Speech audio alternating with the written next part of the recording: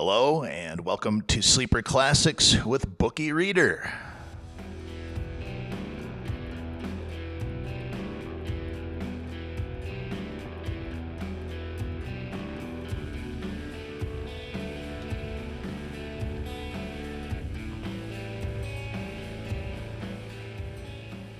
Relax, unwind, or just kill some time while I read you the classic literature you always loved or somehow never got around to reading. This will be episode 2, which will begin with chapter 4 of Tom Sawyer. If you're just getting into this now, I recommend you start with episode 1, which covers chapters 1 through 3 of Tom Sawyer, by Mark Twain, of course. And without any further delay, we begin with chapter 4. The sun rose upon a tranquil world and beamed down upon the peaceful village like a benediction. Breakfast over, Aunt Polly had family worship. It began with a prayer built from the ground up of solid courses of scriptural quotations, welded together with a thin mortar of originality. And from the summit of this she delivered a grim chapter of the Mosaic Law, as from Sinai. Then Tom girded up his loins, so to speak, and went to work to get his verses. Sid had learned his lesson days before. Tom bent all his energies to the memorizing of 5 verses, and he chose part of the Sermon on the Mount because he could find no verses that were shorter. At the end of half an hour, Tom had a vague, general idea of his lesson, but no more, for his mind was traveling the whole field of human thought, and his hands were busy with distracting recreations. Mary took his book to hear him recite, and he tried to find his way through the fog. Blessed are the poor. Yes, poor. Blessed are the poor in spirit. In spirit. Blessed are the poor in spirit, for theirs. Blessed are the poor in spirit, for theirs is the kingdom of heaven. Blessed are they that mourn, for they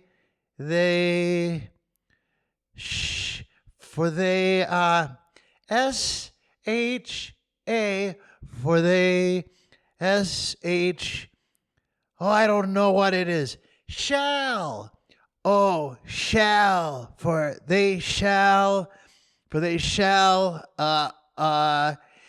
mourn. Blessed are they that shall mourn, for they shall what? Why don't you tell me, Mary? What do you want to be so mean for? Oh, Tom, you poor thick-headed thing. I'm not teasing you. I wouldn't do that. You must go and learn it again. Don't you be discouraged, Tom. You'll manage it, and if you do, I'll give you something ever so nice. There now, that's a good boy. All right. What is it, Mary? Tell me what it is. Never you mind, Tom. You know if I say it's nice, it is nice. You bet that's so, Mary. All right, I'll tackle it again. And he did tackle it again, and under the double pressure of curiosity and perspective gain, he did it with such spirit that he accomplished a shining success. Mary gave him a brand new Barlow knife worth 12.5 cents. And the convulsion of delight that swept his system shook him to his foundations. True, the knife would not cut anything, but it was a sure enough Barlow, and there was inconceivable grandeur in that, though where the Western boys ever got the idea that such a weapon could possibly be counterfeited to its injury is an imposing mystery and will always remain so, perhaps. Tom contrived to scarify the cupboard with it, and was arranging to begin on the bureau when he was called off to dress for Sunday school. Mary gave him a tin basin of water and a piece of soap, and he went outside the door and set the basin on a little bench there. Then he dipped the soap in the water and laid it down, turned up his sleeves, poured out the water on the ground gently, and then entered the kitchen and began to wipe his face diligently on the towel behind the door. But Mary removed the towel and said, "Now ain't you ashamed, Tom? You mustn't be so bad. Water won't hurt you." Tom was a trifle disconcerted. The basin was refilled, and this time he stood over it a little while, gathering resolution, took a big breath, and began. When he entered the kitchen presently, with both eyes shut and groping for the towel with his hands, an honorable testimony of suds and water was dripping from his face. But when he emerged from the towel, he was not yet satisfactory, for the clean territory stopped short at his chin and his jaws, like a mask. Below and beyond this line there was a dark expanse of unirrigated soil that spread downward and front and backward around his neck. Mary took him in hand, and when she was done with him, he was a man and a brother without distinction of color, and his saturated hair was neatly brushed, and his short curls wrought into a dainty and symmetrical general effect. He privately smoothed out the curls with labor and difficulty, and plastered his hair close down to his head, for he held curls to be effeminate, and his own filled his life with bitterness. Then Mary got out a suit of his clothing that had been used only on Sundays during 2 years. They were simply called his other clothes, and so by that we knew the size of his wardrobe. The girl put him to rights after he had dressed himself. She buttoned his neat roundabout up to his chin, turned his vast shirt collar down over his shoulders, brushed him off, and crowned him with his speckled straw hat. He now looked exceedingly improved and uncomfortable. He was fully as uncomfortable as he looked, for there was a restraint about whole clothes and cleanliness that galled him. He hoped that Mary would forget his shoes, but the hope was blighted. She coated them thoroughly with tallow, as was the custom, and brought them out. He lost his temper and said that he was always being made to do everything he didn't want to do. But Mary said persuasively, "Please, Tom, that's a good boy." So he got into the shoes, snarling. Mary was soon ready, and the 3 children set out for Sunday school, a place that Tom hated with his whole heart. But Sid and Mary were fond of it. Sabbath school hours were from 9 to 10:30, and then church service. 2 of the children always remained for the sermon voluntarily, and the other always remained too, for stronger reasons. The church's high-backed, uncushioned pews would seat about 300 persons. The edifice was but a small, plain affair, with a sort of pine-board tree box on top of it for a steeple. At the door, Tom dropped back a step and accosted a Sunday-dressed comrade. "Billy, got a yaller ticket?" "Yes." "What'll you take for her?" "What'll you give?"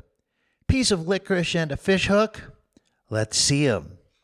Tom exhibited. They were satisfactory, and the property changed hands. Then Tom traded a couple of white alleys for 3 red tickets, and some small trifle or another for a couple of blue ones. He waylaid other boys as they came, and went on buying tickets of various colors 10 or 15 minutes longer. He entered the church now with a swarm of clean and noisy boys and girls, proceeded to his seat, and started a quarrel with the first boy that came handy. The teacher, a grave elderly man, interfered, then turned his back a moment, and Tom pulled a boy's hair in the next bench, and was absorbed in his book when the boy turned around, stuck a pin in another boy, presently, in order to hear him say ouch, and got a new reprimand from his teacher. Tom's whole class were of a pattern, restless, noisy, and troublesome. When they came to recite their lessons, not one of them knew his verses perfectly, but had to be prompted all along. However, they worried through, and each got his reward, in small blue ticket, each with a passage of Scripture on it. Each blue ticket was pay for 2 verses of the recitation. 10 blue tickets equaled a red one, and could be exchanged for it. 10 red tickets equaled a yellow one. For yellow tickets, the superintendent gave a very plainly bound Bible, worth 40 cents in those easy times, to the pupil. How many of my readers would have the industry and application to memorize 2,000 verses, even for a door Bible?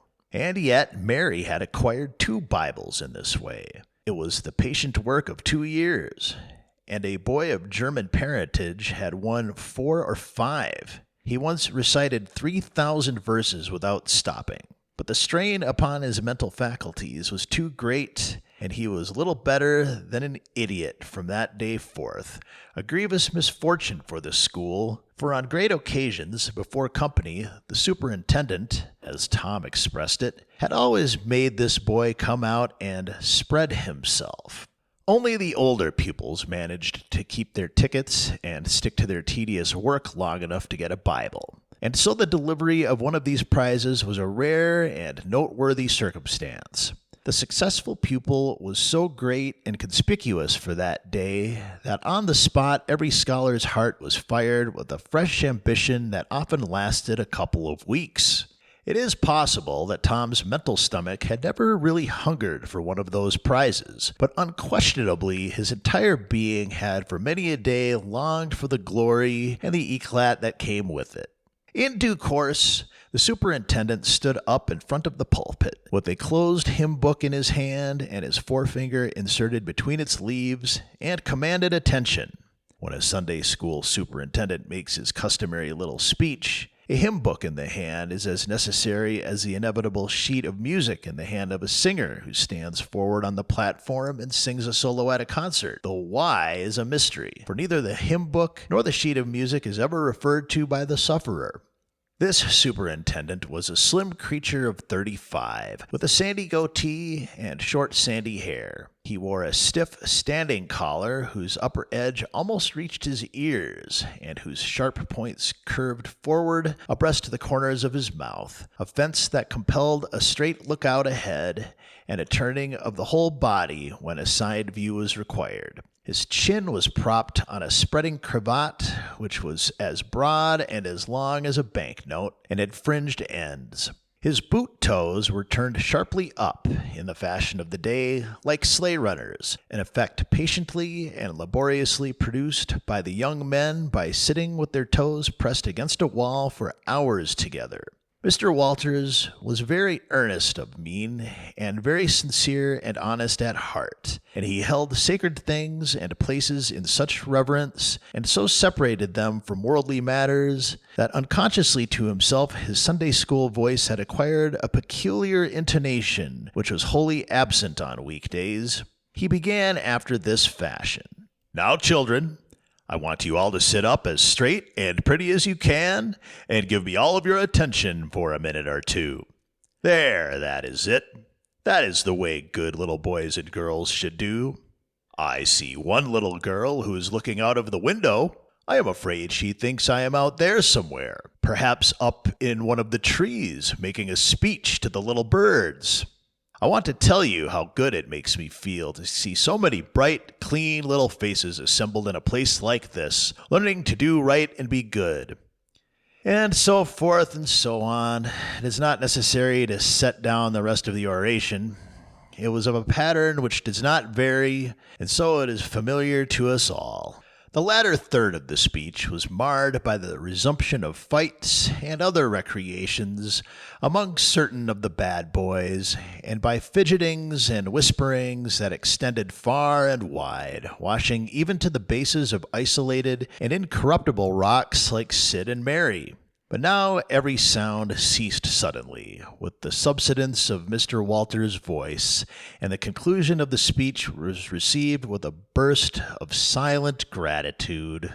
A good part of the whispering had been occasioned by an event which was more or less rare, the entrance of visitors. Lawyer Thatcher, accompanied by a very feeble and aged man, a fine, portly, middle-aged gentleman with iron-gray hair, and a dignified lady who was doubtless the latter's wife. The lady was leading a child. Tom had been restless and full of chafings and repinings. Conscience smitten, too, he could not meet Amy Lawrence's eye. He could not brook her loving gaze. But when he saw this small newcomer, his soul was all ablaze with bliss in a moment. The next moment He was showing off with all his might, cuffing boys, pulling hair, making faces, in a word, using every art that seemed likely to fascinate a girl and win her applause. His exaltation had but one alloy: the memory of his humiliation in this angel's garden, and that record in sand was fast washing out under waves of happiness that were sweeping over it now. The visitors were given the highest seat of honor, and as soon as Mr. Walter's speech was finished, he introduced them to the school. The middle-aged man turned out to be a prodigious personage, no less a one than the county judge, altogether the most august creation these children had ever looked upon, and they wondered what kind of material he was made of, and they half wanted to hear him roar, and were half afraid that he might, too. He was from Constantinople, 12 miles away, so he had traveled and seen the world. These very eyes had looked upon the county courthouse, which was said to have a tin roof. The awe which these reflections inspired was attested by the impressive silence and the ranks of staring eyes. This was the great Judge Thatcher, brother of their own lawyer. Jeff Thatcher immediately went forward to be familiar with the great man and be envied by the school. It would have been music to his soul to hear the whisperings. "Look at him, Jim. He's going up there. Say, look, he's going to shake hands with him. He is shaking hands with him. By jings, don't you wish you was Jeff?" Mr. Walters fell to showing off with all sorts of official bustlings and activities, giving orders, delivering judgments, discharging directions here, there, everywhere that he could find a target. The librarian showed off, running hither and thither with his arms full of books, and making a deal of the sputter and fuss that insect authority delights in. The young lady teachers showed off, bending sweetly over pupils that were lately being boxed, lifting pretty warning fingers at bad little boys and patting good ones lovingly. The young gentlemen teachers showed off with small scoldings and little displays of authority and fine attention to discipline. And most of the teachers of both sexes found business up at the library, by the pulpit, and it was business that frequently had to be done again 2 or 3 times with much seeming vexation. The little girls showed off in various ways, and the little boys showed off with such diligence that the air was thick with paper wads and the murmur of scufflings. And above it all, the great man sat and beamed a majestic judicial smile upon all the house, and warmed himself in the sun of his own grandeur, for he was showing off too. There was only one thing wanting to make Mr. Walter's ecstasy complete, and that was a chance to deliver a Bible prize and exhibit a prodigy. Several pupils had a few yellow tickets, but none had enough. He had been around among the star pupils inquiring. He would have given a world's now to have that German lad back again with a sound mind. And now, at this moment, when hope was dead, Tom Sawyer came forward with 9 yellow tickets, 9 red tickets, and 10 blue ones, and demanded a Bible. This was a thunderbolt out of a clear sky. Walters was not expecting an application from this source for the next 10 years. But there was no getting around it. Here were the certified checks, and they were good for their face. Tom was therefore elevated to a place with the judge and the other elect, and the great news was announced from headquarters. It was the most stunning surprise of the decade, and so profound was the sensation that it lifted the new hero up to the judicial one's altitude, and the school had 2 marvels to gaze upon in place of 1. The boys were all eaten up with envy, but those that suffered the bitterest pangs were those who perceived too late that they themselves had contributed to this hated splendor by trading tickets to Tom for the wealth he had amassed in selling whitewashing privileges. These despised themselves as being the dupes of a wily fraud, a guileful snake in the grass. The prize was delivered to Tom with as much effusion as the superintendent could pump up under the circumstances, but it lacked somewhat of the true gush, for the poor fellow's instinct taught him that there was a mystery here that could not well bear the light, perhaps. It was simply preposterous that this boy had warehoused 2,000 sheaves of scriptural wisdom on his premises. A dozen would strain his capacity without a doubt. Amy Lawrence was proud and glad, and she tried to make Tom see it in her face, but he wouldn't look. She wondered, then she was a grain troubled. Next, a dim suspicion came and went, came again. She watched. A furtive glance told her worlds, and then her heart broke, and she was jealous and angry, and the tears came, and she hated everybody, Tom most of all, she thought. Tom was introduced to the judge, but his tongue was tied, his breath would hardly come, his heart quaked, partly because of the awful greatness of the man, but mainly because he was her parent. He would have liked to fall down and worship him, if it were in the dark. The judge put his hand on Tom's head and called him a fine little man, and asked him what his name was. The boy stammered, gasped, and got it out. Tom? Oh, no, not Tom, it is Thomas. Ah, that's it. I thought there was more to it, maybe. That's very well. But you've another one, I dare say, and you'll tell it to me, won't you? Tell the gentleman your other name, Thomas, said Walters, and say, sir, you mustn't forget your manners.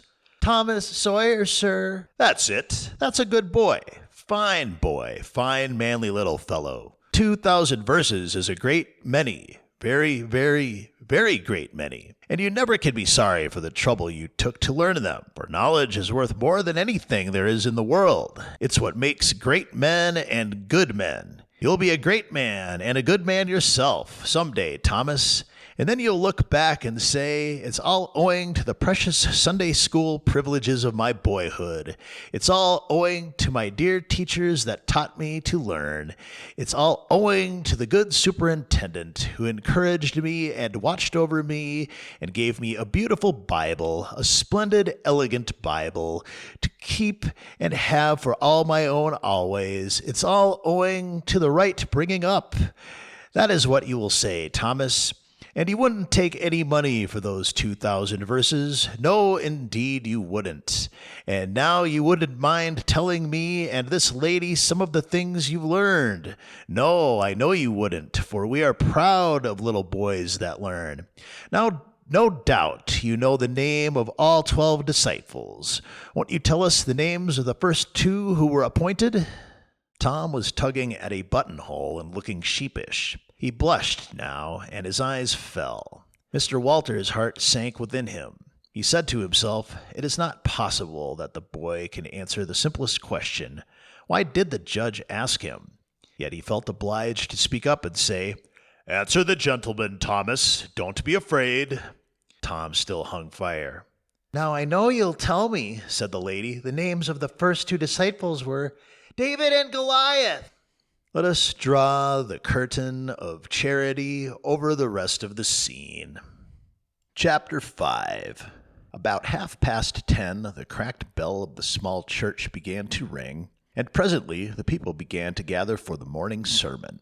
The Sunday school children distributed themselves about the house and occupied pews with their parents, so as to be under supervision. Aunt Polly came, and Tom and Sid and Mary sat with her, Tom being placed next to the aisle in order that he might be as far away from the open window and the seductive outside summer scenes as possible. The crowd filed up the aisles, the aged and needy postmaster, who had seen better days, the mayor and his wife, for they had a mayor there, among other unnecessities, the justice of the peace, the widow Douglas, fair, smart, and 40, a generous, good-hearted soul and well-to-do, her hill mansion the only palace in town, and the most hospitable and much the most lavish in the matter of festivities that St. Petersburg could boast, the bent and venerable Major and Mrs. Ward, Lawyer Riverson, the new notable from a distance, Next, the belle of the village, followed by a troop of lawn-clad and ribbon-decked young heartbreakers, then all the young clerks in town in a body, for they had stood in the vestibule sucking their cane heads, a circling wall of oiled and simpering admirers, till the last girl had run their gauntlet. And last of all came the model boy, Willie Mufferson, taking as heedful care of his mother as if she were cut glass. He always brought his mother to church, and was the pride of all the matrons. The boys all hated him, he was so good, and besides, he had been thrown up to them so much. His white handkerchief was hanging out of his pocket behind, as usual on Sundays, accidentally. Tom had no handkerchief, and he looked upon boys who had as snobs. The congregation being fully assembled now, the bell rang once more to warn laggards and stragglers, and then a solemn hush fell upon the church, which was only broken by the tittering and whispering of the choir in the gallery. The choir always tittered and whispered all through the service. There was once a church choir that was not ill-bred, but I have forgotten where it was now. It was a great many years ago, and I can scarcely remember anything about it, but I think it was in some foreign country. The minister gave out the hymn and read it through with a relish, in a peculiar style which was much admired in that part of the country. His voice began on a medium key and climbed steadily up till it reached a certain point where it bore strong emphasis upon the topmost word and then plunged down as if from a springboard. Shall I be carried to the skies on flowery beds of ease, while others fight to win the prize and sail through bloody seas? He was regarded as a wonderful reader. At church sociables, he was always called upon to read poetry, and when he was through, the ladies would lift up their hands and let them fall helplessly in their laps, and wall their eyes and shake their heads, as much as to say, "Words cannot express it, it is too beautiful for this mortal earth." After the hymn had been sung, the Reverend Mr. Spragg turned himself into a bulletin board and read off notices of meetings and societies and things till it seemed that the list would stretch out to the crack of doom, a queer custom which is still kept up in America, even in cities, away here in this age of abundant newspapers. Often, the less there is to justify a traditional custom, the harder it is to get rid of it. And now the minister prayed. A good, generous prayer it was, and it went into details. It pleaded for the church, and the little children of the church, for the other churches of the village itself, for the country, for the state officers, for the United States, for the churches of the United States, for Congress, for the President, for the officers of the government, for poor sailors tossed by stormy seas, for the oppressed millions groaning under the heel of European monarchies and Oriental despotisms, for such as have the light and the good tidings, and yet have not eyes to see nor ears to hear withal, for the heathen in the far islands of the sea, and closed with a supplication that the words he was about to speak might find grace and favor, and be seed sown in fertile ground, yielding in time a grateful harvest of good. Amen. There was a rustling of dresses, and the standing congregation sat down. The boy whose history this book relates did not enjoy the prayer. He only endured it, if he even did that much. He was restive all through it. He kept tally of the details of the prayer unconsciously, for he was not listening, but he knew the ground of old, and the clergyman's regular route over it, and when a little trifle of new matter was interlarded, his ear detected it, and his whole nature resented it. He considered additions unfair and scoundrelly. In the midst of the prayer, a fly had lit on the back of the pew in front of him and tortured his spirit by calmly rubbing its hands together, embracing its head with its arms, and polishing it so vigorously that it seemed to almost part company with the body, and the slender thread of a neck exposed to view, scraping its wings with its hind legs, and smoothing them to its body as if they had been coat-tails, going through its whole toilet as tranquilly as if it knew it was perfectly safe. As indeed it was, for as sorely as Tom's hands itched to grab for it, they did not dare. He believed his soul would be instantly destroyed if he did such a thing while the prayer was going on. But with the closing sentence, his hand began to curve and steal forward, and the instant the amen was out, the fly was a prisoner of war. His aunt detected the act and made him let it go.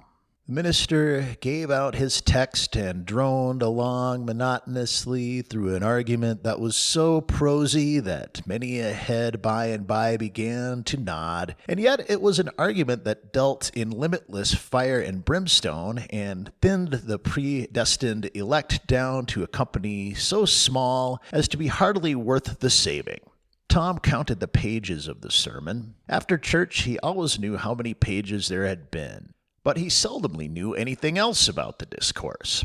However, this time he was really interested for a little while. The minister made a grand and moving picture of the assembling together of the world's hosts at the millennium when the lion and the lamb should lie down together and a little child should lead them. But the pathos, the lesson, the moral of the great spectacle were lost upon the boy.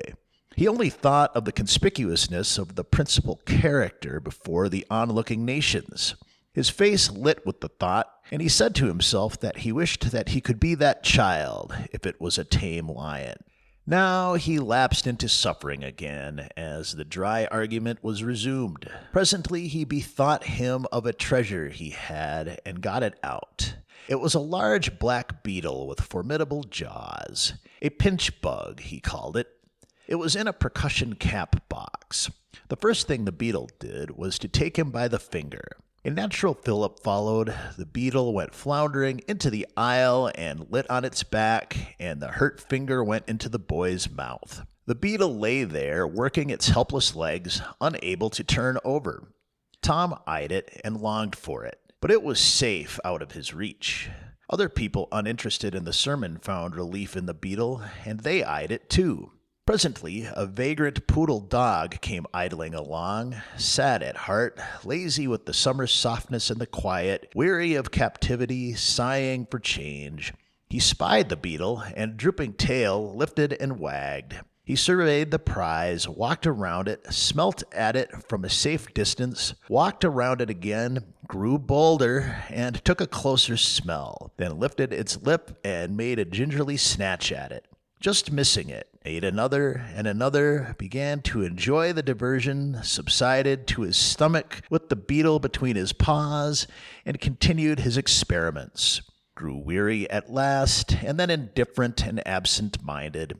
His head nodded, and little by little his chin descended and touched the enemy, who seized it. There was a sharp yelp, a flirt of the poodle's head, and the beetle fell a couple of yards away and lit on its back once more. The neighboring spectators shook with a gentle inward joy. Several faces went behind fans and handkerchiefs, and Tom was entirely happy.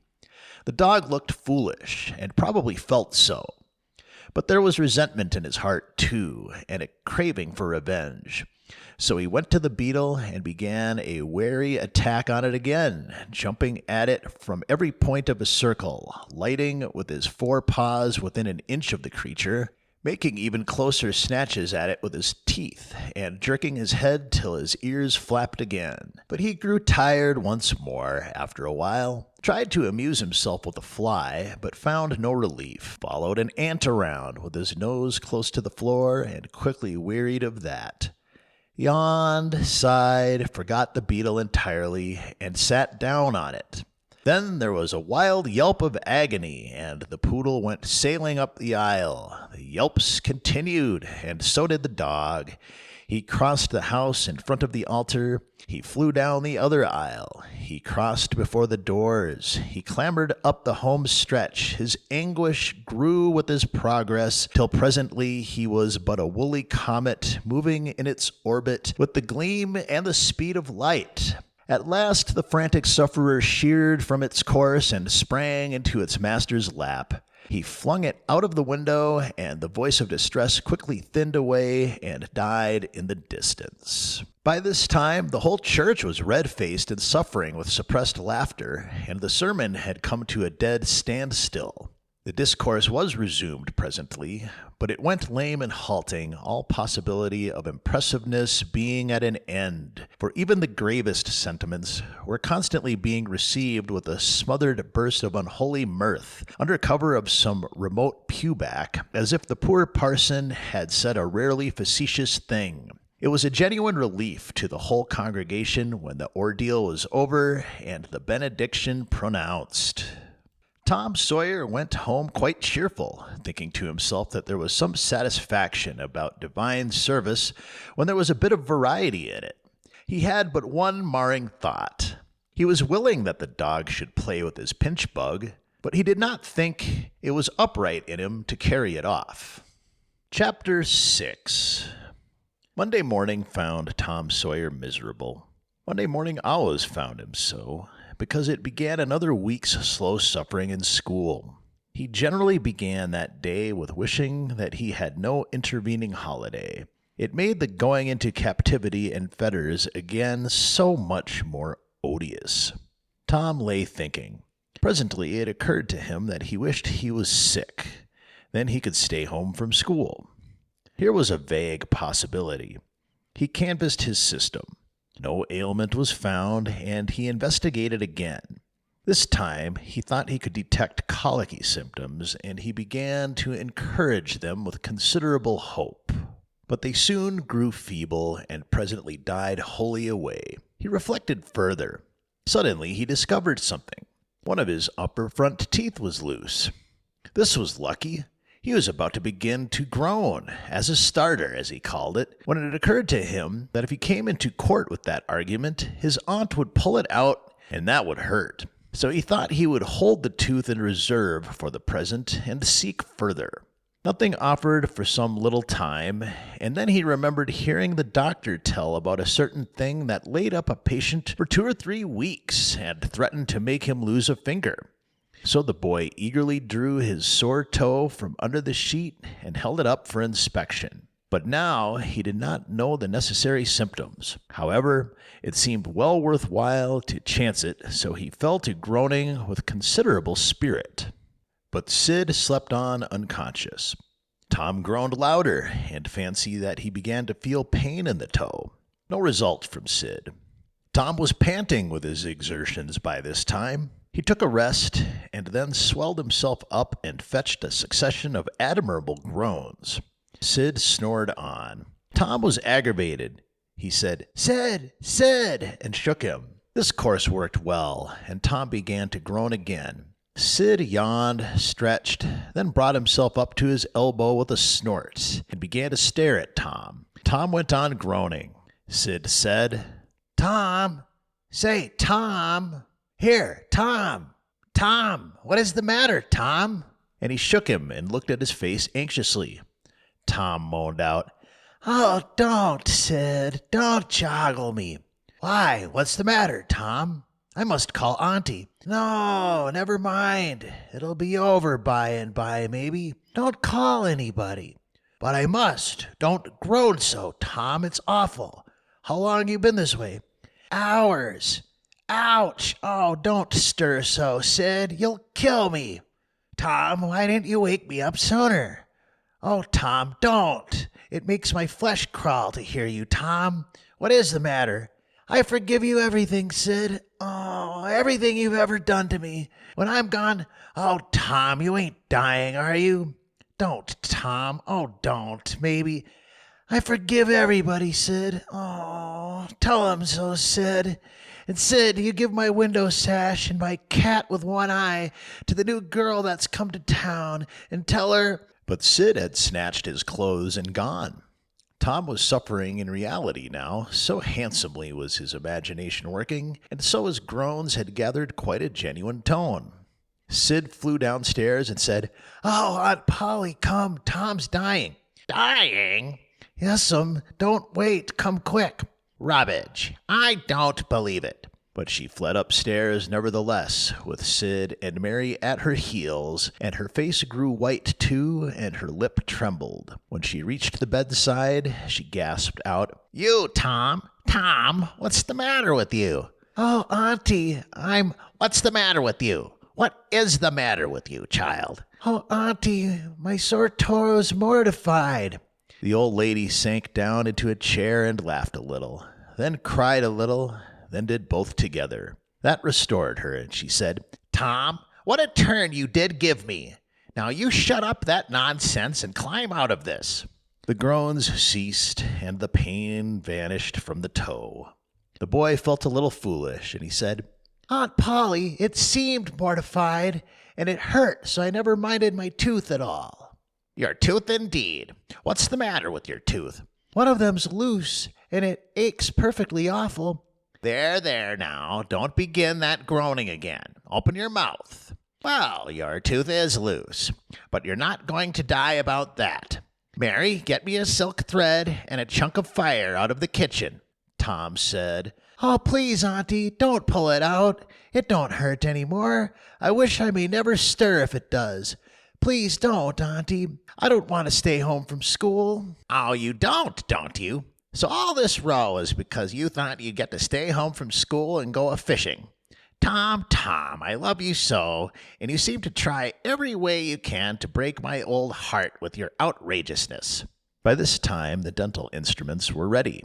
The old lady made one end of the silk thread fast to Tom's tooth with a loop and tied the other to the bedpost. And then she seized the chunk of fire and suddenly thrust it almost into the boy's face. The tooth hung dangling by the bedpost now. But all trials bring their compensations. As Tom went into school after breakfast, he was the envy of every boy he met because the gap in his upper row of teeth enabled him to expectorate in a new and admirable way. He gathered quite a following of lads interested in the exhibition, and one that had cut his finger and had been a center of fascination and homage up to this time now found himself suddenly without an adherent and shorn of his glory. His heart was heavy, and he said with a disdain which he did not feel that it wasn't anything to spit like Tom Sawyer. But another boy said, Sour grapes, and he wandered away a dismantled hero. Shortly, Tom came upon the juvenile pariah of the village, Huckleberry Finn, son of the town drunkard. Huckleberry was cordially hated and dreaded by all the mothers of the town, because he was idle and lawless and vulgar and bad, and because all their children admired him so, and delighted in his forbidden society, and wished they dared to be like him. Tom was like the rest of the respectable boys, in that he envied Huckleberry his gaudy outcast condition, and was under strict orders not to play with him. So he played with him every time he got a chance. Huckleberry was always dressed in the cast-off clothes of full-grown men, and they were in perennial bloom and fluttering with rage. His hat was a vast ruin with a wide crescent lopped out of its brim. His coat, when he wore one, hung nearly to his heels and had the rearward buttons far down the back. But one suspender supported his trousers. The seat of the trousers bagged low and contained nothing. The fringed legs dragged into the dirt when not rolled up. Huckleberry came and went at his own free will. He slept on doorsteps in fine weather and in empty hogsheads in wet. He did not have to go to school or to church, or call any being master or obey anybody. He could go fishing or swimming when and where he chose and stay as long as it suited him. Nobody forbade him to fight. He could sit up as late as he pleased. He was always the first boy that went barefoot in the spring and the last to resume leather in the fall. He never had to wash nor put on clean clothes. He could swear wonderfully. In a word, everything that goes to make life precious, that boy had. So thought every harassed, hampered, respectable boy in St. Petersburg. Tom hailed the romantic outcast. Hello, Huckleberry. Hello yourself, and see how you like it. What's that you got? Dead cat. Let me see him, Huck. My, he's pretty stiff. Where'd you get him? Bought him off in a boy. What'd you give? I give blue ticket and a bladder that I got at the slaughterhouse. Where do you get the blue ticket? Bought it off in Bed Rogers 2 weeks ago for a hoop stick. Say, what is a dead cat good for, Huck? Good for? Cure warts with. No, is that so? I know something that's better. I bet you don't. What is it? Why, spunk water. Spunk water? I wouldn't give a darn for spunk water. You wouldn't, would you? Do you ever try it? No, I hain't, but Bob Tanner did. Who told you so? Why, he told Jeff Thatcher, and Jeff told Johnny Baker, and Johnny told Jim Hollis, and Jim told Ben Rogers, and Ben told a blank, and the blank told me. There now. Well, what of it? They'll all lie. Leastways, all but the blank. I don't know him, but I never see a blank that wouldn't lie. Shucks, now you tell me how Bob Tanner done it, Huck. Why, he took and dipped his hand in a rotten stump where the rainwater was. In the daytime? Certainly. With his face to the stump? Yes, least I reckon so. Did he say anything? I don't reckon he did. I don't know. Ha! Talk about trying to cure warts with spunk water such a blame fool way as that. Why, that ain't a-going to do any good. You've got to go all by yourself to the middle of the woods where you know there's a spunk water stump. And just as it's midnight, you back up against the stump and jam your hand in and say, barley corn, Injun meal shorts, spunk water, swaller these warts. And then walk away quick, 11 steps with your eyes shut, and then turn around 3 times and walk home without speaking to anybody. Because if you speak, the charm's busted. Sounds like a good way, but that ain't the way Bob Tanner done. No, sir, you can bet he didn't, because he's the wartiest boy in this town, and he wouldn't have a wart on him if he'd knowed how to work spunk water. I've took off thousands of warts on my hands that way. Huck, I play with frogs so much I've always got considerable many warts. Sometimes I take 'em off with a bean. Yes, a bean's good. I've done that. Have you? What's your way? You take and split the bean and cut the wart so as to get some blood. Then you put the blood on one piece of the bean and dig a hole and bury it about midnight at the crossroads in the dark of the moon. And then you burn up the rest of the bean. You see, that piece that's got the blood on it will keep drawing and drawing, trying to fetch the other place to it. So that helps the blood to draw the wart, and pretty soon off she comes. Yes, that's it, Huck, that's it. Though when you're burying it, if you say, down bean, off wart, come no more to bother me, it's better. That's the way Joe Harper does, and he's been nearly to Coonville and most everywhere. But say, how do you cure 'em with the dead cats? Why, you take your cat and you go and get in the graveyard along about midnight when somebody that was wicked has been buried. And when it's midnight, a devil will come, or maybe 2 or 3, but you can't see 'em. You can only hear something like the wind, or maybe hear 'em talk. And when they're taking that feller away, you heave your cat after 'em and you say, devil follow corpse, cat follow devil, warts follow cat. I'm done with you. That'll fetch any wart. Sounds right. You ever try it, Huck? No, but old Mother Hopkins told me. Well, I reckon it's so then, because they say she's a witch. Say, why, Tom, I know she is. She witched Pap. Pap says so his own self. He came along one day, and he see she was a witching him, so he took up a rock, and if she hadn't dodged, he'd a got her. Well, that very night, he rolled off in a shed where he was a-layin' drunk and broke his arm. Why, that's awful. How did he know she was a-witching him? Lord, Pap can tell easy. Pap says when they keep looking at you right stiddy, they're a-witching you, especially if they mumble, because when they mumble, they're saying that Lord's Prayer backwards. Say, Hucky, when are you going to try that cat? Tonight, I reckon. They'll come after old Hoss Williams tonight. But they buried him Saturday. Didn't they get him Saturday night? Why, how you talk. How could their charms work till midnight, and then it's Sunday? Devils don't slosh around much of a Sunday, I don't reckon. I never thought of that. That's so. Let me go with you. Of course, if you ain't afeard. Afeard? 'Tain't likely. Will you meow? Yes, and you meow back if you get a chance. Last time you kept me a-meowing around till old Hayes went throwing rocks at me and says, "Durn that cat," and so I hove a brick through his window. But don't you tell. I won't. I couldn't meow that night because Auntie was watching me. I'll meow this time. Say, what's that? Nothing but a tick. Where do you get 'em? Out in the woods. What'll you take for 'em? I don't know. I don't want to sell 'em. All right. It's a mighty small tick anyway. Oh, anybody can run a tick that don't belong to them. I'm satisfied with it. It's a good enough tick for me. Sho, this tick's aplenty. I could have 1,000 of 'em if I wanted to. Well, why don't you? Because you know mighty well you can't. This is a pretty early tick, I reckon. It's the first one I've seen this year. Say, Huck, I'll give you my tooth for 'em. Let's see it. Tom got out a bit of paper and carefully unrolled it. Huckleberry viewed it wistfully. The temptation was very strong. At last he said, Is it genuine? Tom lifted up his lip and showed the vacancy. Well, all right, said Huckleberry. It's a trade. Tom enclosed the tick in the percussion cap box that had lately been the pinchbug's prison, and the boys separated, each feeling wealthier than before.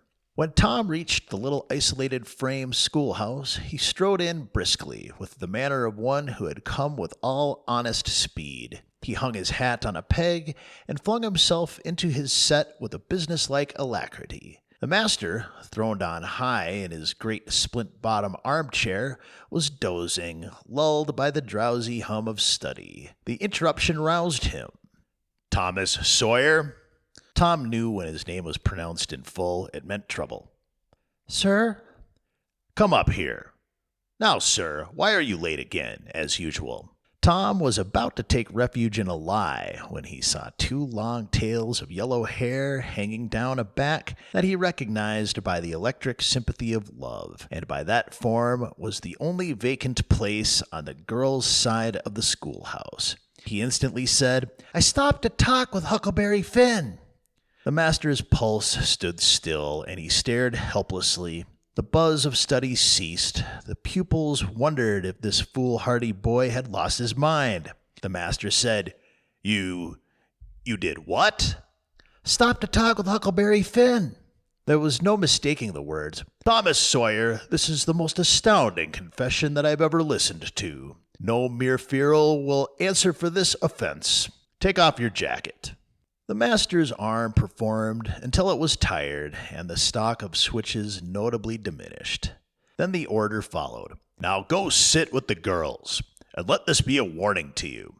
The titter that rippled around the room appeared to abash the boy, but in reality that result was caused rather more by his worshipful awe of his unknown idol and the dread pleasure that lay in his high good fortune. He sat down upon the end of the pine bench, and the girl hitched herself away from him with a toss of her head. Nudges and winks and whispers traversed the room, but Tom sat still with his arms upon the long, low desk before him and seemed to study his book. By and by attention ceased from him, and the accustomed school murmur rose upon the dull air once more. Presently the boy began to steal furtive glances at the girl.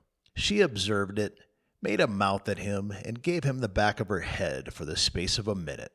When she cautiously faced around again, a peach lay before her. She thrust it away. Tom gently put it back. She thrust it away again, but with less animosity. Tom patiently returned it to its place. Then she let it remain. Tom scrawled on his slate, Please take it, I got more. The girl glanced at the words, but made no sign. Now the boy began to draw something on the slate, hiding his work with his left hand. For a time the girl refused to notice, but her human curiosity presently began to manifest itself by hardly perceptible signs. The boy worked on, apparently unconscious. The girl made a sort of non-committal attempt to see, but the boy did not betray that he was aware of it. At last she gave in and hesitatingly whispered, Let me see it. Tom partly uncovered a dismal caricature of a house, with 2 gable ends to it and a corkscrew of smoke issuing from the chimney. Then the girl's interest began to fasten itself upon the work, and she forgot everything else. When it was finished, she gazed a moment, then whispered, It's nice. Make a man. The artist erected a man in the front yard that resembled a derrick. He could have stepped over the house, but the girl was not hypocritical. She was satisfied with the monster and whispered, "It's a beautiful man. Now make me coming along." Tom drew an hourglass with a full moon and straw limbs to it and armed the spreading fingers with a portentous fan. The girl said, "It's ever so nice. I wish I could draw." "It's easy," whispered Tom. "I'll learn you." "Oh, will you? When?" "At noon. Do you go home for dinner?" "I'll stay if you will." "Good, that's a whack." "What's your name?" "Becky Thatcher." "What's yours?" "Oh, I know. It's Thomas Sawyer." "That's the name they lick me by." "I'm Tom when I'm good." "You can call me Tom, will you?" "Yes." Now Tom began to scrawl something on the slate, hiding the words from the girl. But she was not backward this time. She begged to see. Tom said, "Oh, it ain't anything." "Yes, it is." "No, it ain't. You don't want to see." "Yes, indeed I do." "Please let me." "You'll tell." "No, I won't." "Deed and double deed won't." "You won't tell anybody at all, ever as long as you live?" "No, I won't ever tell anybody. Now let me." "Oh, you don't want to see." "Now that you treat me so, I will see." And she put her small hand upon his, and a little scuffle ensued. Tom pretending to resist in earnest, but letting his hand slip by degrees till the words were revealed. "I love you." "Oh, you bad thing!" And she hit his hand a smart rap, but reddened and looked pleased nevertheless. Just at this juncture, the boy felt a slow, fateful grip closing in his ear and a steady lifting impulse. In that wise, he was borne across the house and deposited in his own seat under a peppering fire of giggles from the whole school. Then the master stood over him during a few awful moments and finally moved away to his throne without saying a word. But although Tom's ear tingled, his heart was jubilant. As the school quieted down, Tom made an honest effort to study, but the turmoil within him was too great. In turn, he took his place in the reading class and made a botch of it. Then in the geography class, he turned lakes into mountains, mountains into rivers, and rivers into continents, till chaos was come again. Then in the spelling class, he got turned down by a succession of mere baby words, till he brought up at the front and yielded up the pewter medal which he had won with ostentation for months. And that concludes episode 2 of Sleeper Classics with Bookie Reader. You just heard chapters 4 through 6 of Mark Twain's Tom Sawyer. Please stay tuned for episode 3, which will begin with chapter 7. If you liked what you heard and would like to buy me a coffee, please go to buymeacoffee.com/sleeperclassics. Every cup makes me want to wake up and read to you. Thank you for listening.